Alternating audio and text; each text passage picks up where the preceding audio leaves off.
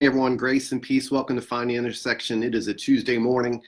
And on Tuesdays, we take a look at what we talked about yesterday. You might be thinking, why don't we do a video on Monday? Well, I'm off on Monday. So we do two passages on Tuesday. So we're taking a look at yesterday's passage, which is Zacchaeus from Luke chapter 19, verses 1 to 10. And then also this morning's passage, which is the beginning of 2 Thessalonians.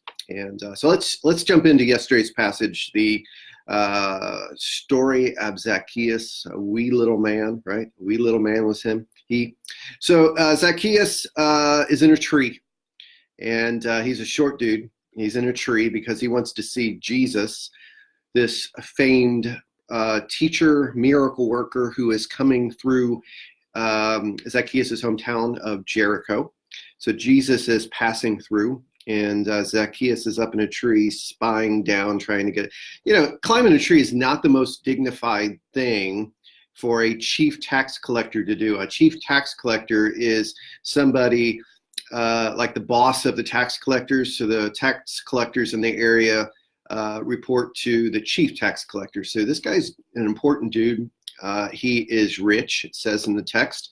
One thing to know about tax collectors, they were considered traitors within the world of the Jewish system. They were Jewish people who worked for the Roman Empire to collect taxes and then take money off top for themselves, most of the time cheating the poor people. And since 90% of the people in Jerusalem are poor, that's everybody for the most part. And so people don't like tax collectors. And so for Pharisees, the religious people today, the worst person that you would talk to if you were a rabbi would be a tax collector, let alone a chief tax collector.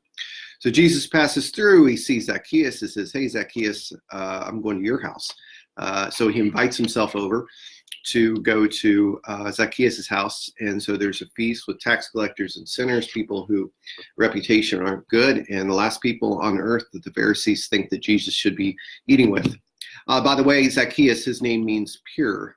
So I believe as we take a look at this passage, we're trying to see the connection between a pure heart, right? And Zacchaeus has a pure heart after he experiences the prevenient grace, the love of God. And we see this theme throughout all of Luke. Remember last week's passage, we see Luke talking about a Pharisee who looks down upon a tax collector. They're both praying. The tax collector says, woe is me, I'm a sinner, Lord, just have mercy on me. And so we see this parable kind of lived out in Zacchaeus. Zacchaeus becomes this person who was in the parable.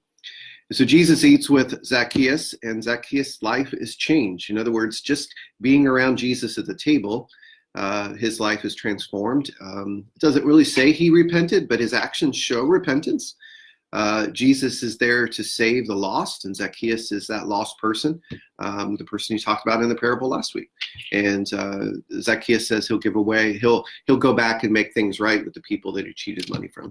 And Jesus says salvation has come to this man's house. And so we see in Zacchaeus what Jesus was hoping for in the stories that he talked about rich people throughout the Gospel of Luke. Really powerful stuff. Jesus comes to seek and save. So what do we take away from this particular passage? What do we take away from this? Well, which character are we in the story? Are we the Pharisees kind of looking down upon who Jesus eats with, or who church people eat with, or who people associate with? Or are we Zacchaeus? Are we desiring to eat at the table of Jesus? Are we people who have messed up and desire? I mean, it's stepping into the shoes of the characters, stepping into the story of God is probably the best way to really see this text come to life in our hearts. And so I encourage you to kind of play through that scenario. Now, as we switch over to 2 Thessalonians, we see the beginning of a letter where Paul's talking to the church, and he starts his letter, like he does all his letters, with grace and peace to you. And I think that is such an important greeting when we take a look at it in context. This is one of my favorite phrases. I say it just about at the beginning of every sermon or the beginning of every video. Grace and peace is the gospel, right? God shows us grace. This grace is this unmerited favor. It's the unconditional love of God. And then peace, shalom, which would be the Hebrew concept of eirene, which is the Greek word for peace. Shalom is harmony, things the way they ought to be. And so what we see here is we see grace and peace. It is a welcome, a welcome to the gospel, welcome to the Jesus that is King. And we see God move through the letters of Paul through this greeting. And it's a great way for us to greet one another, to remind each other that Jesus is King, and grace and peace are attributes of his kingdom. The second thing that I noticed in this passage is thanksgiving.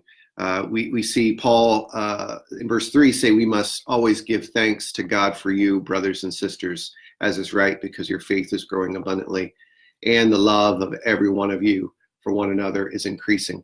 So thanksgiving is a key theme within Paul's writing, this practicing of gratitude. Now, we're going to talk about gratitude here in a few weeks at Southside as we get closer to Thanksgiving. Gratitude is a virtue. It's something that needs to be practiced, and it grows, right?